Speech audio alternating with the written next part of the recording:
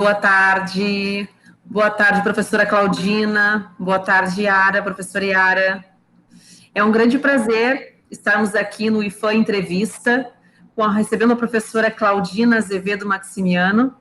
Professora é doutora em Antropologia Social pela UFAM e é professora do Campus Lábrea, do IFAM Campus Lábrea, professora de Sociologia. Então, nós convidamos a professora para participar do nosso evento e, desde já, agradecemos a sua presença. É uma grande alegria recebê-la aqui no nosso canal. E temos presente também a professora Yara, nossa coordenadora geral de ensino. Eu sou a Juliane Pomambula, chefe do Departamento de Ensino, Pesquisa e Extensão, professora de língua portuguesa, língua inglesa, aqui no IFAM também. Então, qual o objetivo desse encontro? É a gente refletir um pouquinho sobre o dia de hoje, refletir sobre o Dia Internacional da Mulher, o que isso significa. Então, a proposta foi lançar para os alunos o desafio de montar essa entrevista, de perguntar o que eles tinham curiosidade de saber sobre esse dia, sobre o universo feminino. E então, nós recebemos perguntas de alunas e alunos sobre esse dia. E a professora Claudina tem o desafio aqui de respondê-las, e nós vamos conversar sobre essas perguntas, claro, ver como a gente vê isso, né, e ver do ponto de vista de adolescentes de 15 a 19 anos, como eles veem essa questão do feminino. Então, eu vou começar com a primeira pergunta aqui, eu vou ler a pergunta e vai funcionar assim, aí depois, em seguida, a professora Claudina responde e a gente comenta. Vamos lá. Então, número 1, como você definiria o empoderamento das mulheres? O que significa isso?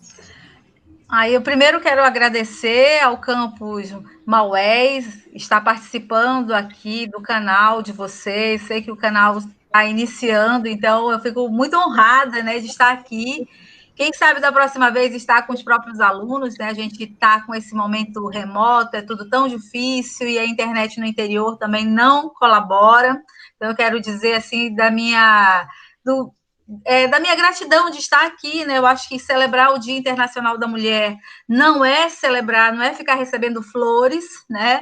E aí eu já começo a responder a pergunta dos meninos, né? O que seria essa coisa do empoderamento, né? A ideia é da mulher se apropriar primeiro do seu próprio corpo, do seu próprio pensar, da sua própria forma de ser, de se entender nesse mundo e poder ter uma interlocução direta com esse outro sujeito que a gente está aí quase que num paralelo, vamos dizer assim, com esse outro que seria o homem, né, que seria o masculino. Então, não no sentido de oposição, mas a ideia do empoderamento está ligado à ideia de se complementar. E aqui a gente não está dizendo que a mulher vai complementar o homem ou que o homem vai complementar a mulher, né? Porque tem um discurso religioso por trás de que nós estamos sempre para complementar o homem, né? Nós partimos desse homem e vamos... Então, a ideia, e eu quero falar para os meninos, para as meninas que fizeram essa pergunta, que a ideia é essa: nós precisamos, como mulheres, nos assumir como mulher, e aí o nosso estar no nosso lugar, na família, na sociedade, no ambiente que vivemos, na nossa escola, isso é que é estar empoderada, é você saber quem você é e poder colocar o seu pezinho, dar sua opinião, estar ali, ser proativa, onde quer que você esteja. Juliane, seu microfone. Desculpa. Professora Yara, fazer uma pergunta também, professora? Realmente, eu gostaria de fazer um comentário, né, baseado nisso que a professora falou, que, de fato, essa questão do empoderamento ela é muito interessante. Esses dias eu estava assistindo um programa, professora, que eu gosto muito, que é o The Voice Mais. Aquelas pessoas de 60 anos, né? E lá tinha uma cantora de 80 e poucos anos, eu acho. E ela chegou a fazer um comentário dizendo assim: eu me calei por 30 anos, porque tinha alguém do meu lado que não deixava eu fazer aquilo que eu mais gosto, que é cantar. E eu estou tendo essa oportunidade agora, depois dos 80 anos. Eu refleti muito no que ela falou, né? E essa questão do empoderamento justamente é isso. É nós termos liberdade para fazer aquilo que nós queremos. Ninguém tem o direito de nos podar, ninguém tem o direito de tirar a nossa liberdade, de privar a nossa liberdade. Né? Então, muito obrigada por essa resposta. eu creio que vai contribuir muito para que nossas alunas e alunos, né, entendam realmente essa questão do empoderamento. E aí a gente tem uma próxima pergunta aqui, professora, muito legal.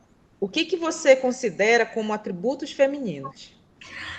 Eu também achei legal essa pergunta, nesse sentido do que a gente fica esperando uma feminilidade no sentido da meiguice, né? Daquela mulher que é delicada no trato, é delicada nos gestos, é delicada. Então, essa delicadeza parece que está embutida aí nessa questão dos atributos, né? E não é isso, né? A ideia aqui é de personalidade, né? Então, e essa ideia de atributos pode ser desde a tua inteligência, da tua capacidade de pensar o mundo, até o que você acha que você deve vestir, como você deve estar, não é ali? Então, assim, não é mais feminina a menina que gosta de rosa do que a menina que gosta de preto. A menina que gosta de usar vestidos, né? Do que a menina que quer usar mais bermuda, tá com uma roupa mais, talvez, assim, que remonta a ideia do masculino. Então, essa história de atributos, ela não cabe dentro dessa mulher que pensa. Essa mulher empoderada, ela não vai nessa linha de, existe um atributo feminino. Não, existe o ser mulher. E aí, na minha feminilidade, eu tenho os meus atributos. E cada mulher é uma mulher, né? Então, não dá para dizer esses são atributos femininos, porque aí, senão a gente começa a classificar, e aí vai tudo por águas abaixo, né? E a gente começa a rotular. Isso é de mulher e isso é de homem. Não é bem assim. Perfeito, professora. Eu vou, então, puxar um pouquinho para o lado da carreira, né? Porque a terceira pergunta, ela pergunta assim, quais foram os seus principais desafios de carreira no que tange o feminino, né? Como mulher. E eu vou acrescentar, né? Aproveitar que a Juliane já puxou a ideia então, do ser mulher, que já é difícil em qualquer carreira que a gente tente pleitear. E aí eu coloco mais uma coisa: eu sou mulher, eu sou negra, e eu venho, então, de um lugar e pela minha trajetória de vida, quando eu fui fazer vestibular, essas coisas, ainda não existia aquilo que a gente de direito teria que ter tido, mas não tinha, que são as cotas, então eu tive que disputar de forma desigual, não é? Numa universidade que era para brancos e não para negros e não para mulheres. Então, todas essas questões, elas estão ligadas a uma dificuldade que vai sendo pleiteada na nossa carreira enquanto mulher. Se já é difícil você lutar no espaço, que apesar de que os últimos anos têm nos revelado que nós mulheres somos maioria nas universidades, mas o espaço acadêmico ele é muito masculino, ou masculinizado, né? A gente estudava, na maioria das vezes, autores, homens, né? Pouco se estudava autoras mulheres, né? Ou, enfim, todas essas questões, além da questão do racismo, do racismo histórico, institucionalizado no Brasil, né? Então, tudo isso eu acho que refletiu na minha carreira. Então, tudo isso eu coloco como dificuldades para me colocar no lugar de ser mulher. É claro que eu sou da área das ciências sociais, então eu sou antropóloga. Eu fiz ciências sociais e com ênfase em antropologia desde a graduação. Por quê? Porque eu sempre tive que eu queria lutar junto, eu queria que o meu conhecimento fosse algo que eu pudesse estar em interlocução direta com os povos e comunidades tradicionais do Brasil e, singularmente, da Amazônia. Então, esse é um compromisso que eu tenho, mas as dificuldades que a gente tem para viver essa trajetória acadêmica, eu acho que não é muito diferente de todas as mulheres, de modo geral, mas, sobretudo, eu me coloco no lugar da mulher negra que está fazendo ciência nesse Brasil. Se hoje é difícil, antes, um pouquinho atrás, era tão mais difícil, talvez. Então, a gente tem que aplaudir aquelas que hoje estão aí, com carreiras brilhantes, né, em vários lugares da nossa sociedade. E para falar de trajetória, né, de lutas, se há alguns anos, quando a professora Claudina estava na universidade, estava no mestrado, no doutorado, não tinha ainda o acesso por cotas, não tinha, o caminho ainda estava mais árduo ainda do que é hoje. Então, aos pouquinhos, as mulheres vão ganhando espaço e a mulher negra ganha o seu espaço também. E aí a gente pode voltar ainda mais e pensar na origem, né? E trazer uma pergunta aí dos alunos sobre a origem, como surgiu o Dia da Mulher.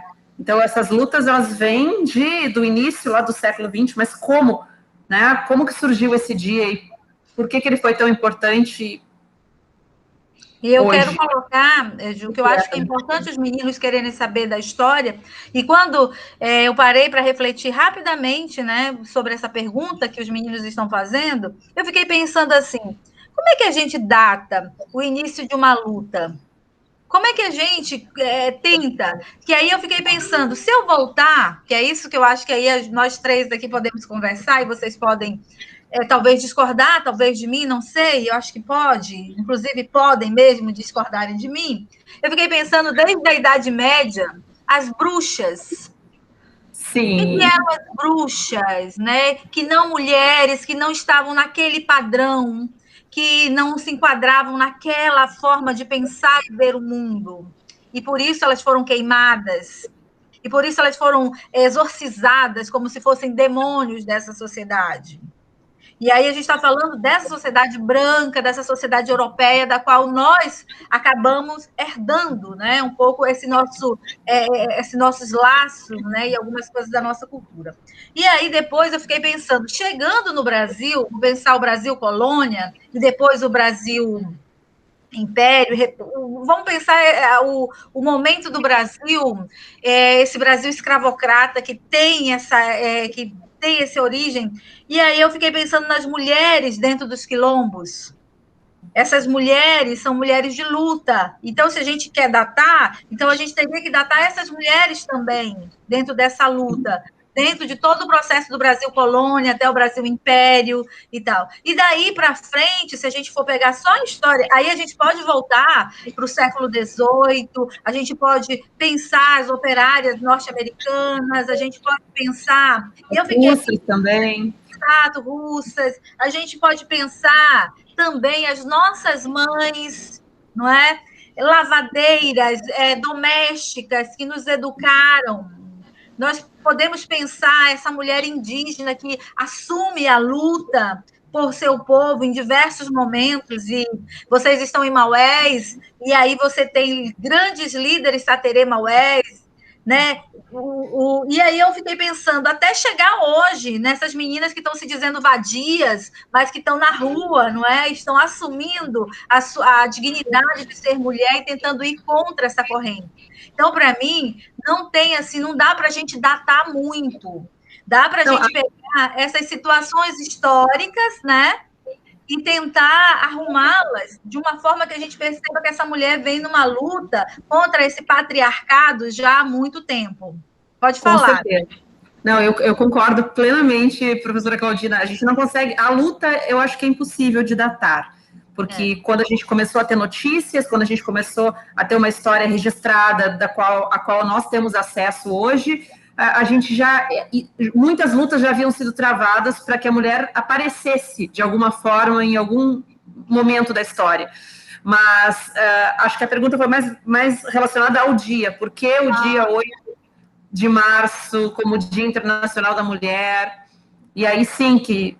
Por isso eu localizei ali mais ou menos no início do século XX, né, 17, 1917. Então, acho que foi por aí.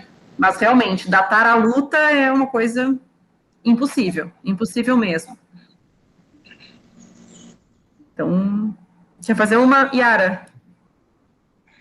Pois é, eu ainda gostaria de tecer um comentário, né? A professora falou algo que eu ainda não tinha parado para pensar, que foi com relação a uma data, né, sobre a luta.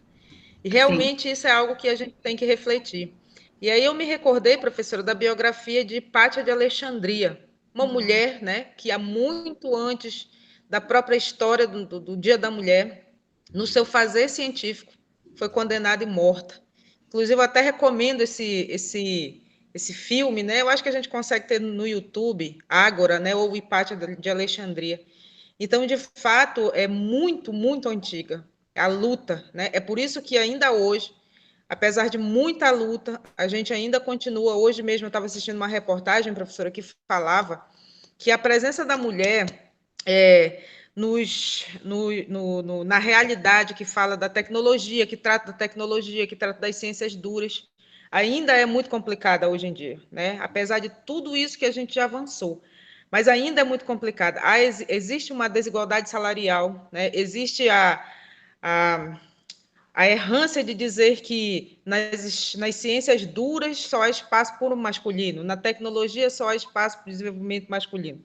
Então, a data, ela se estende de muito tempo atrás até hoje. A luta continua, né? E aí, baseado nisso, tem uma próxima... Pode falar. Não, pode perguntar. Pode perguntar. A gente ainda tem uma próxima pergunta, né, que trata do equilíbrio, né? Como é que a senhora considera o equilíbrio com relação ao seu trabalho, no seu trabalho atual, com relação ao trabalho dos professores, ao trabalho dos homens, né? Como é que isso se dá na sua carreira? Eu acho que essa pergunta ela é boa para... Estamos 3 mulheres do Instituto Federal aqui, de um IF, e nós sabemos que nós estamos num espaço extremamente masculino e masculinizado. Nós somos minoria dentro dessa instituição. Temos uma participação ativa, sabe, quase que insana, as mulheres que estão na instituição. Poucas são aquelas que têm um comportamento muito parecido com... Não é porque é mulher que a gente vai dizer, todas somos maravilhosas. Não. A gente tem mulheres extremamente machistas e que concordam com esse machismo, com essa forma de organização da nossa sociedade. Então, assim, dentro do Instituto Federal, eu acho que nós, mulheres, temos que fazer uma luta, estamos em luta, primeiro, para que a gente possa estar... A gente está tentando ser de igual para igual, e eu vejo que isso a gente tem que fazer um esforço enorme. Por quê? Porque a gente não pode diminuir o nível da conversação quando você está numa sala de professores, para que ninguém te coloque de canto, tipo, ela é a coitadinha que não sabe. Você tem que se impor. E aí eu vejo muito isso, eu me impondo, né? Tendo que fazer diálogos com áreas diferenciadas, e eu adoro isso, porque eu adoro me desafiar. Eu sou uma pessoa que ama a ideia da indissociabilidade, da interdisciplinaridade, qualquer coisa se fosse possível, eu quebraria todas as nossas paredes de sala de aula. Eu acho que todo mundo devia estar dando aula junto, para ver se a gente aprende mais um com o outro. Mas, nesse sentido, eu acho que nós temos esse grande desafio, nós mulheres dentro dos institutos federais, de realmente, nós que estamos dentro, tentarmos estarmos unidas numa luta por essa igualdade de direitos, por essa igualdade do estar e por ajudar essa instituição a se desmasculinizar, né? Eu não sei se a gente usaria esse prefixo aí, né, para tentar ajudar, que a gente precisa humanizar essa instituição tão tecnicista. E estando na Amazônia, com um desafio muito maior de nós nos tornarmos mulheres que fazem essa ponte do Instituto Federal com as comunidades, com os povos e comunidades tradicionais dessa nossa Amazônia. Eu não sei se os meninos vão conseguir entender isso que eu falei, mas o que eu quero dizer é que a gente precisa ser a gente mesmo, encontrar o nosso lugar, nos unirmos e humanizarmos ainda mais o Instituto Federal. Perfeito, professora. Eu também penso assim, eu penso que muitas vezes, hoje eu ouvi uma colega dizendo assim, eu tenho que falar mais baixo, né? Eu estava gritando, né? Tu pode falar na altura que tu quiser, porque a nossa voz é para ser ouvida, é para ser imposta.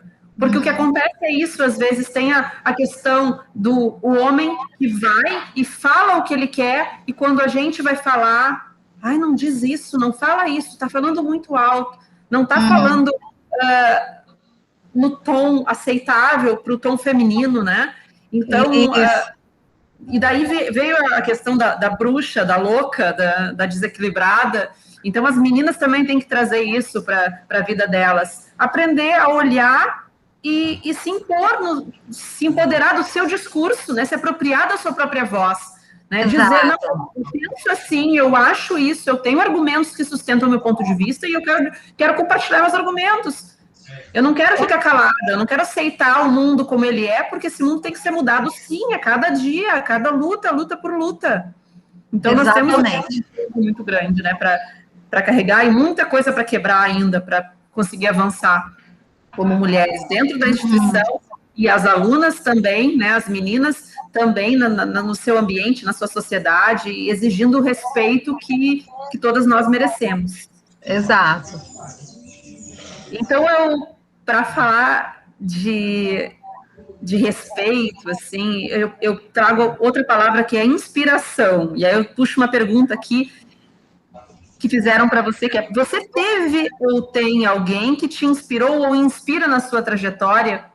Acho que aqui a gente pode puxar uma mulher, né, que tenha... Isso, eu acho assim, primeiro a minha mãe, porque não conseguiu estudar, pelo fato de que a trajetória da grande maioria das mulheres, e sobretudo das mulheres pretas desse país, não é? Mais pobres desse país, que não conseguiram estudar e que ficavam felizes de ver um ou outro filho conseguir chegar até a universidade, até algum lugar, como se dizia, né? Então, eu acho que essa é uma mulher inspiradora. Mas temos tantas outras, né, ao longo da história da própria humanidade. E aí eu vou pegar... Eu estava tentando lembrar um samba enredo aqui, que eu não sei se foi Mangueira, se foi quem foi que trouxe as mulheres, né?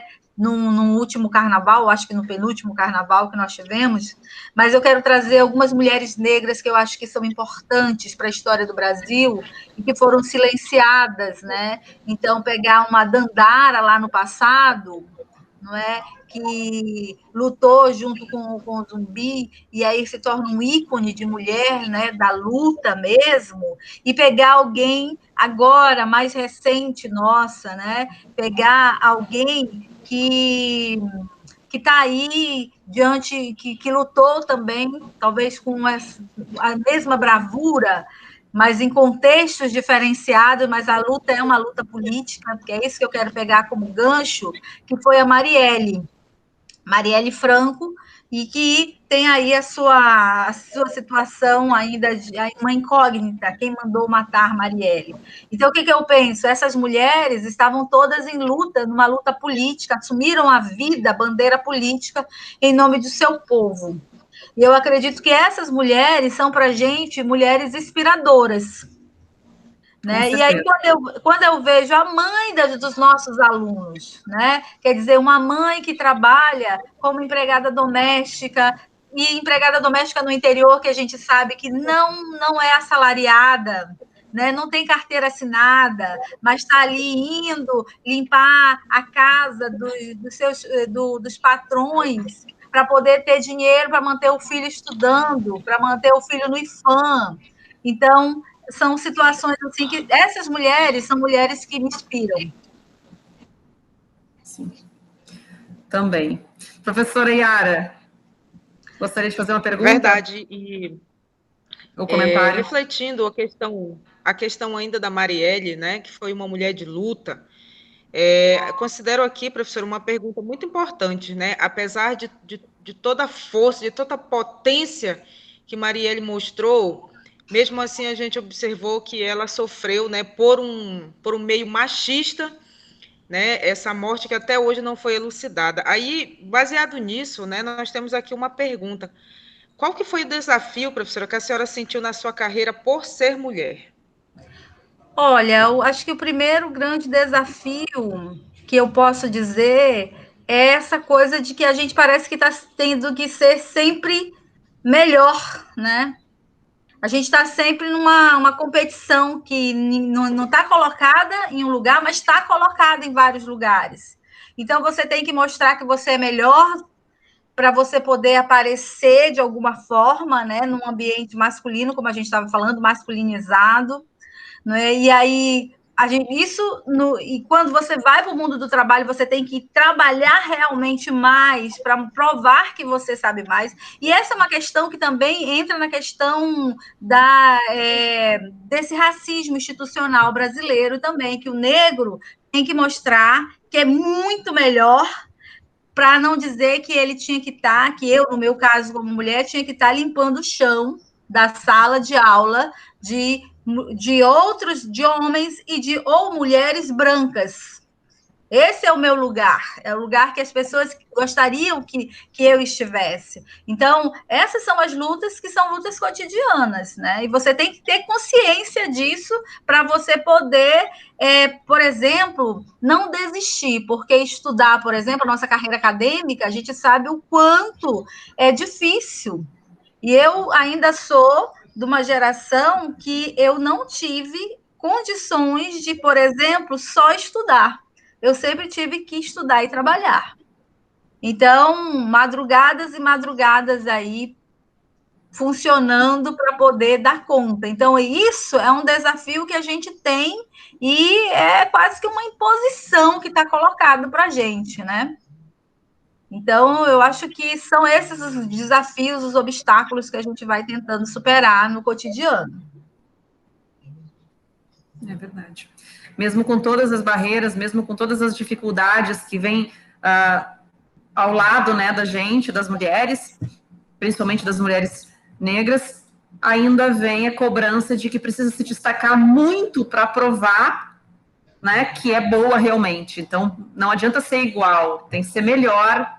Isso, e você falou uma coisa interessante dessa cobrança, que tem outra cobrança. Eu ainda tenho uma cobrança que as pessoas me fazem.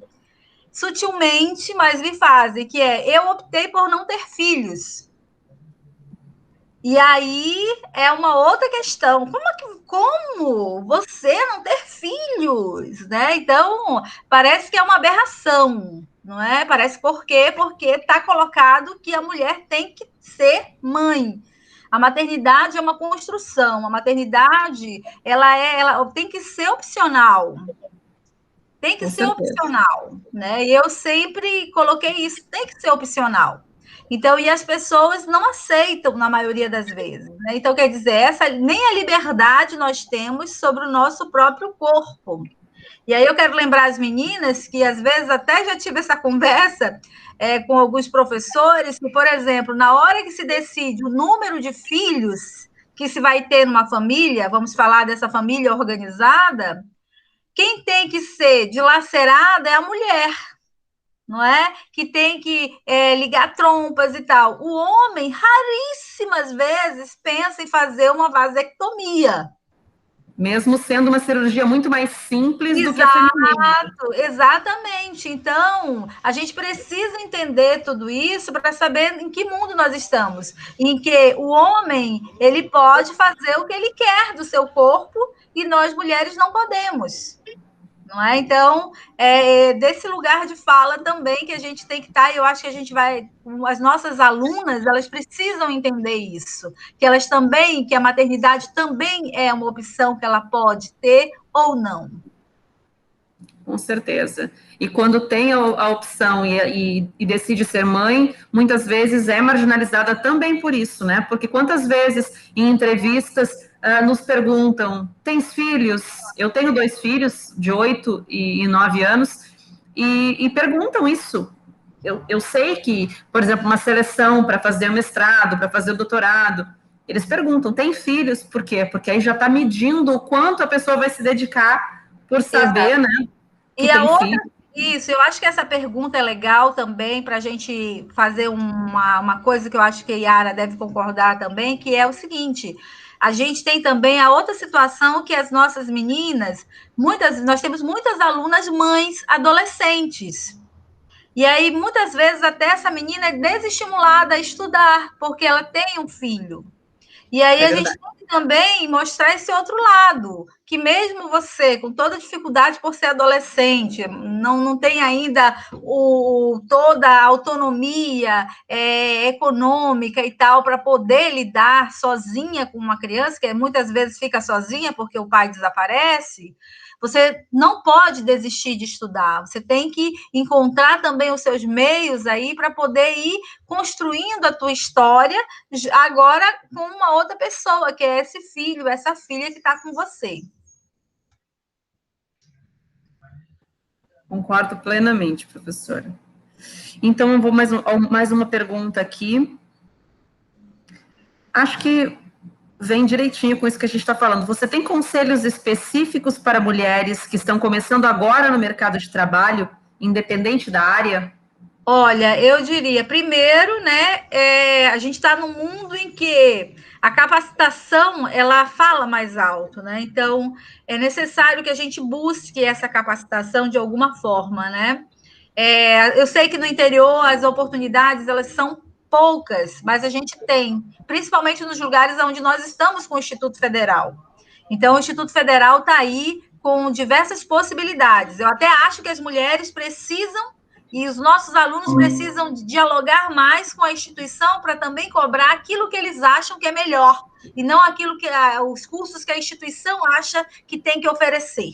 Acho que a comunidade precisa reagir um pouco nisso, e assim, então, nessa carreira profissional, quem está começando tem que buscar essa capacitação, tem que buscar também olhar um pouco quais são os seus potenciais, né? Então, quer dizer, o que você sente enquanto potencial, né? E você tem que buscar também, porque saber o que ninguém não vai cair de bandeja o que eu quero ser quando crescer, né? Então tem que ser uma busca constante de ver em qual área de conhecimento eu sinto que eu tenho uma certa afinidade, quais são os meus ideais, os valores que eu tenho, não é? Que me levam para que lugar. Então, acho que são caminhos que a gente precisa ver e buscar, e não perder as oportunidades, porque, por exemplo, falando para quem está no interior, são poucas as oportunidades. Apareceu uma, abrace. Abrace com unhas e dentes e vai lá. Faz bem o seu curso técnico, faz bem, se for necessário, o subsequente. Apareceu um curso EAD, à distância, de graduação. Eu gostaria demais de fazer presencial, mas eu não consigo, não tenho como morar na capital. Faz o EAD, meu colega. Faz. Não perde as oportunidades. Pensa a carreira e então vai atrás, né? Pensa o que quer e então vai atrás. Isso. E não se adequa ao que é ofertado. Concordo também, é verdade. E aí, a gente volta a falar da importância das mulheres.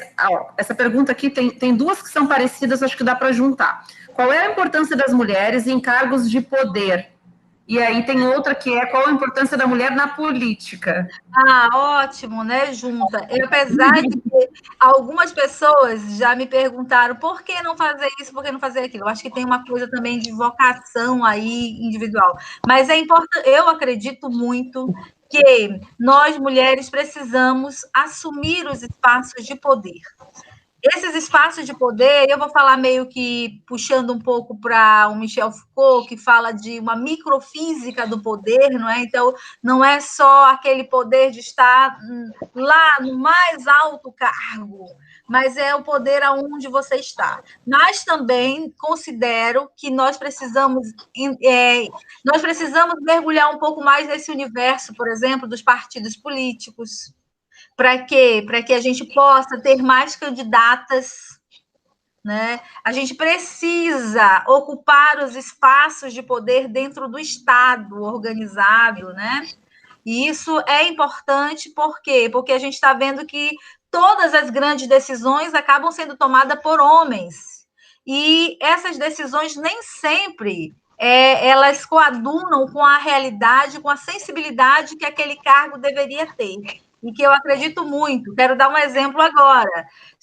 Eu creio que se nós tivéssemos uma mulher comprometida com a democracia no poder, nós não estaríamos vivendo essa pandemia nesta situação que nós estamos. Porque a gente tem visto que várias líderes no mundo tomaram decisões diferentes de vários líderes homens, e aí eu quero colocar esses homens, esses preconceituosos, esses, vamos dizer, esses caras machistas no mais alto grau que esse conceito possa alcançar, não tem respondido. Então, é importante que a gente ocupe espaços de poder, sejam eles quais forem, mas que a gente enverede nesse mundo, que é esse mundo da política oficial, para ocuparmos cargos públicos e decidirmos melhor os caminhos do nosso país, precisamos. E essa luta começa por nossa imposição dentro dos nossos espaços, na escola, na nossa sociedade, nas nossas relações pessoais, interpessoais, entre nossos amigos. Nós temos que nos impor em todas as esferas para que, então, nós possamos assumir mais poder, né? Então, exatamente. Eu queria chamar a atenção da identidade. Exato. É a questão dos grêmios estudantis. Isso é uma coisa que, por exemplo, o meu campus não tem, e eu sei que a maioria dos campos do Instituto Federal do Amazonas não tem grêmio estudantil. A gente precisa encampar essa luta. E quem sabe as meninas, as nossas alunas, encampem melhor essa luta. Para quê? Para que os alunos tenham uma representatividade política, né, dentro do Instituto, a partir se são ensino médio técnico, são os grêmios estudantis, para poder ter esse espaço de interlocução com a instituição. Porque senão fica só nós falamos, né? A instituição fala e os alunos só nos obedecem. E que tipo de cidadão nós estamos formando, né? Então, nessa linha também, mulheres, meninas, adolescentes, vamos ocupar os nossos espaços como estudantes. Fica a provocação aí para as meninas, né, de organização e um convite, né? Uma sugestão e convite e provocação também da professora Claudina. Yara, gostaria de fazer uma pergunta? Vamos para aquela polêmica ali, a 8, Yara? O que tu acha? Pode, professora, eu tinha colocado aqui uma questão muito interessante, né? Falando ainda desse cenário. Depois a gente vai para a polêmica aí, né? Mas nesse cenário que nós vivemos, professora, que é o cenário da pandemia que a senhora colocou aí, né? Que se nós tivéssemos realmente uma mulher na presidência do Brasil, com certeza o cenário ele seria bem diferente do que ele está hoje.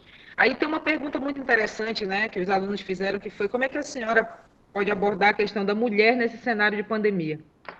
Olha, eu acho assim, eu estava refletindo hoje com os meninos do primeiro ano sobre a situação da criança e do adolescente, a questão da violência, que aumentou, né, nesse período de pandemia. E aí, então, nesse contexto de pandemia, a gente tem a situação das mulheres, da violência também, o aumento da violência doméstica, né? A questão do feminicídio, a gente tem um aumento excessivo da questão da carga de trabalho, porque as mulheres que são mães, e, por exemplo, a gente está trabalhando dentro de casa e tem uma série de coisas ao entorno também desse trabalho. E a mulher que é mãe, ela ainda vai ter ela está trabalhando home office, ela está cuidando dos filhos, ela está tendo que acompanhar seus filhos na questão escolar, ela tem que tentar criar uma dinâmica de organização da casa, então há um trabalho, né, uma sobrecarga de trabalho sobre essa mulher. Então, na pandemia, a gente tem situações em que a gente está, eu acho assim que a gente está vivendo uma tensão muito grande, né? E ser mulher durante esse processo não está sendo fácil, né? Dentro dessa perspectiva do ser mulher. Acho que para você viver bem, você precisa ter qualidade de vida. E as mulheres, eu vi uma fala de uma professora da rede pública estadual do Amazonas, fazendo um questionamento que foi socializado em grupos da internet, que era ela falando que o secretário disse alguma coisa que os professores não estariam trabalhando. E aí nós, professores, vimos o nosso trabalho se, sei lá, quadriplicar, porque hoje, por exemplo, eu quase não saí dessa cadeira aqui, né? E aí eu tenho passado dias e dias assim, e às vezes os meninos dizem que eu não durmo, porque aí de madrugada eu ainda estou pensando coisas e fazendo coisas para poder dar conta. Se a gente for olhar cada uma de nós, com certeza a situação da mulher nessa pandemia é algo assim surreal, né? No sentido de se já tinha um sobretrabalho calculado, né? Isso aí, os economistas já fizeram essa conta para a gente, as mulheres trabalham mais. Agora, com a pandemia, a gente teve esse trabalho aí multiplicado, potencializado, eu diria. Professora Juliane, já estamos encaminhando aqui para o final, né? É verdade. Já pode para aquela pergunta que a senhora quer fazer. Pois. Eu nem queria, mas aqui uma aluna perguntou, né? Então nós vamos ler a pergunta, porque fica aquela. Diz assim, ó. Algumas práticas de militantes feministas, como, por exemplo, não raspar as axilas, são consideradas sem coerência. Óbvio que temos o livre-arbítrio, mas você acha que essas atitudes, afinal, ajudam a causa do feminismo ou se tornam atitudes triviais que acabam sendo ridicularizadas? Olha, eu acho que todo protesto tem o seu lugar. Tem o seu lugar. Então, essa coisa da depilação, por exemplo, que é algo que a maioria de nós faz, mas embutido nisso tem uma questão, que é a questão de que tipo de corpo é interessante para o homem ver. Então, se você for olhar nesse prisma, essas mulheres que decidem manter seus pelos, elas estão carregadas de uma autoridade que eu mando no meu corpo. Eu não vou seguir aquilo que todo mundo diz que tem que seguir, que a mulher tem que ter esse perfil aqui, a mulher tem que sofrer tudo isso. Se você for pegar um homem, raríssimos homens, hoje em dia até que já tem mais, mas raríssimos homens se submetem a sessões de depilação. Raríssimos, né? Mas as mulheres têm que passar o tempo todo, inclusive quando você entra num salão, eu já ouvi isso várias vezes. A gente tem que sofrer para poder ficar bonita. Então, essa frase está embutida de um machismo gigantesco. Então, nesse lugar, essa mulher que não depila as axilas, ela tem esse lugar, e é um lugar de protesto, e é um lugar importante. Agora, exato, deve ser respeitado, não é? Hoje em dia, e aí houve muito isso aí, na década de 70, década de 80, isso era muito mais forte. Hoje, o lance do feminismo está numa outra pegada, que eu quero também me sentir bem, eu quero me sentir bonita, eu quero me sentir valorizada, eu não estou fazendo isso por conta do homem, ou por conta do que a mídia está me falando. E aí, então, você decide o que você vai fazer do seu corpo. Então, isso não quer dizer que uma mulher que se veste bem, que se usa maquiagem, que gosta de se arrumar do jeito que ela acha que é melhor, ela está sendo menos feminista do que essa outra. Então, eu acho que não dá para a gente ficar radicalizar. O protesto, vamos dizer, a luta tem um lugar colocado, né? E aí esse lugar depende muito dos teus valores, daquilo que você acredita, das bandeiras que você levanta. Então, acho que os meninos têm que entender isso. Eu concordo que o feminismo tem que ser de todas, não é? De todos os estilos, de todos. A gente não pode estereotipar, querer o estereótipo da feminista. A feminista é o sovaco cabeludo, a feminista é aquela que não depila as pernas, ou aquela que usa determinado tipo de roupa, e aquela do salto alto não é feminista. Não, o feminismo tem que ir além disso, né? Pela conquista de direitos de ser quem se é.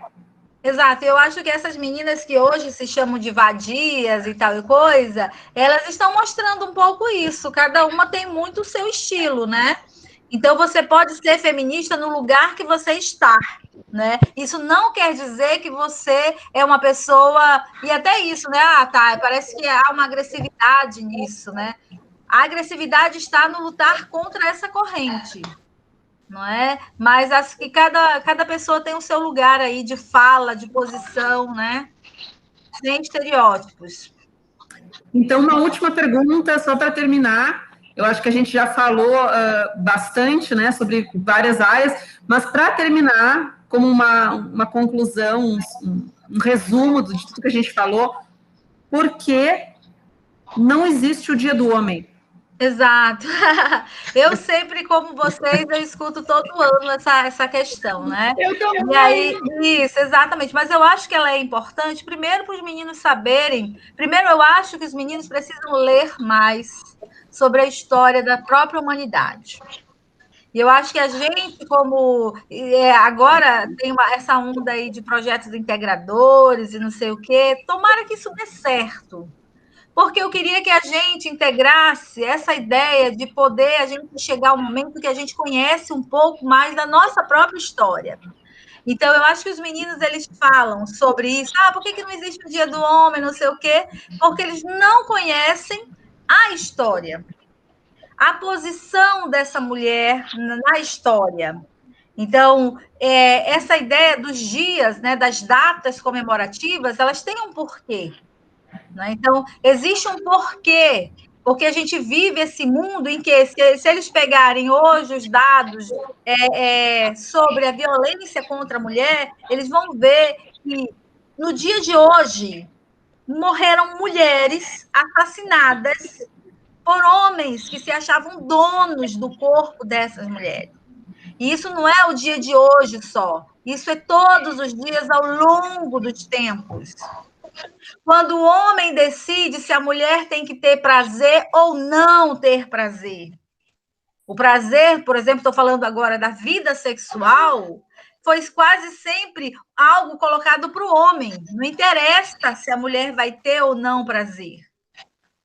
Então, se a gente vai para o mundo do trabalho, a gente tem essa desigualdade que já foi colocada, e a Yara lembrou disso, dessa questão dos salários, né, de tudo.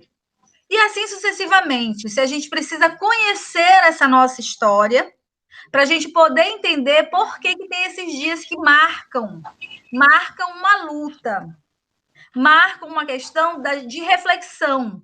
E como a gente vive numa sociedade capitalista, esses dias eles são camuflados. Por exemplo, a gente fica recebendo o dia inteiro mensagenzinha bonitinha do Dia da Mulher. Pouca gente lembrando que não é um dia simplesmente de flores por flores.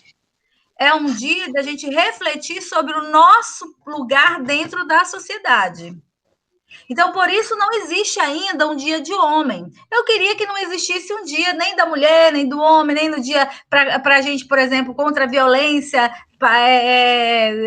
da criança e do adolescente, que não houvesse uma semana que a gente precisa lembrar, um mês inteiro, por exemplo, o mês de abril, para lembrar da violência contra os povos indígenas, o mês de novembro para lembrar de toda a violência contra os povos negros desse país.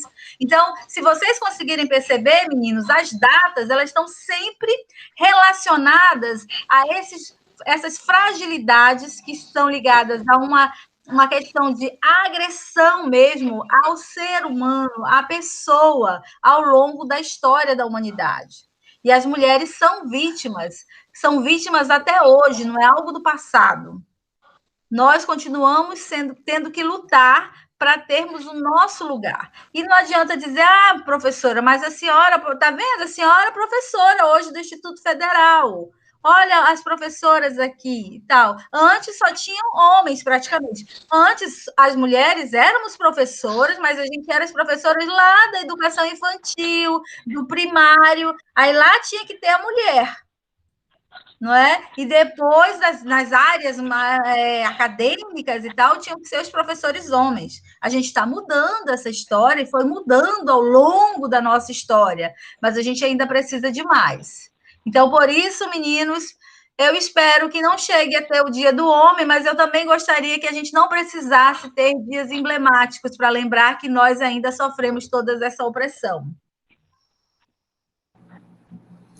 Perfeito, professora. Professora Yara, gostaria de falar alguma coisa para a gente encerrar? Professora, gostaria de agradecer a sua participação conosco, né? Quando passarmos aí a pandemia, a senhora está convidada para vir tomar um sapó, um Guaraná em pó, aqui no município de Maués.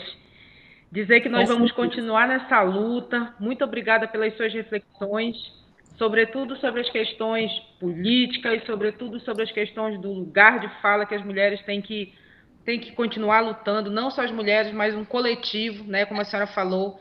Quiseram nós não existir o Dia da Mulher, o Dia do Negro, o Dia da Consciência Negra, o Dia dos povos indígenas, porque todas essas datas comemorativas, de fato, elas estão entrelaçadas a uma luta, a uma história. Muito obrigada, um abraço, forte abraço.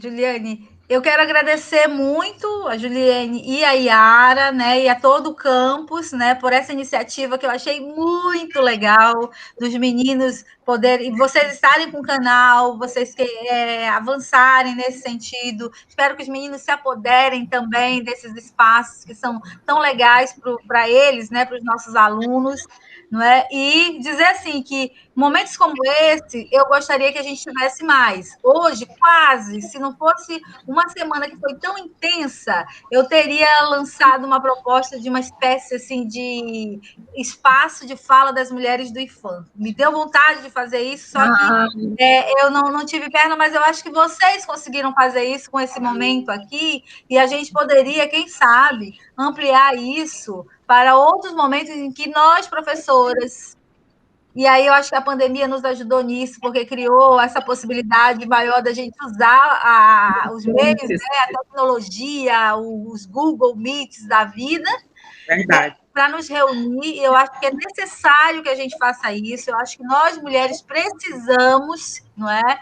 A gente tem mulheres no poder, né, dentro do Instituto Federal, mas eu ainda acho que nós estamos com uma pegada muito masculinizada, né, quando estamos nessas frentes. Então, a gente precisa trocar mais, e eu espero que os meninos, eu espero ter ajudado os alunos e não confundido tanto, né, e as alunas, e fico muito feliz por vocês. Conheço Maués, acho linda a cidade, né, e essa coisa, quero sim tomar um sapó com vocês. Muito bem-vinda, professora. Muito obrigada pela sua contribuição e que o seu dia continue assim, com muito compartilhar de ideias e que a sua voz seja sempre ouvida como a voz de todas nós e das alunas também. Exato. Muito obrigada. Muito obrigada. Obrigada, gente.